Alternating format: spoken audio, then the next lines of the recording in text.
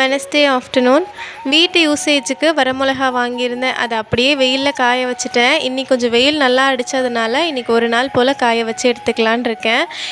எனக்கு வீட்டில் செடி வளர்க்குறதுனா ரொம்ப பிடிக்கும். ஆனால் இங்கே வந்து இந்த 2 வருஷத்தில் செடி வளர்க்குறதுல பெருசாக என்னால் க்ரோத் பார்க்கவே முடியல இந்த செடியிலையும்.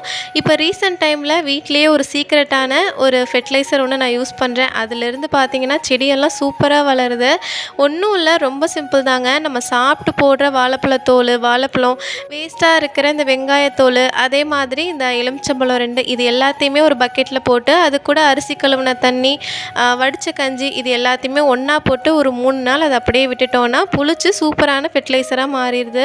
இதில் செடிக்கு தேவையான நிறையா விட்டமின்ஸ் இருக்குது. ஸோ இதை நம்ம கொடுக்கறதுனால செடியோட க்ரோத் நல்லாவே இருக்குது. அதே மாதிரி இது ரீயூசபிள் தான். நான் இது ஒரு 3 டைம்ஸ் திரும்ப வந்துட்டு இந்த வடித்த கஞ்சியெல்லாம் ஊற்றி வச்சு நான் ரீயூஸ் பண்ணிக்குவேன். கண்டிப்பாக உங்களுக்கும் யூஸ்ஃபுல்லாக இருக்கும். யூஸ் பண்ணி பாருங்களேன்.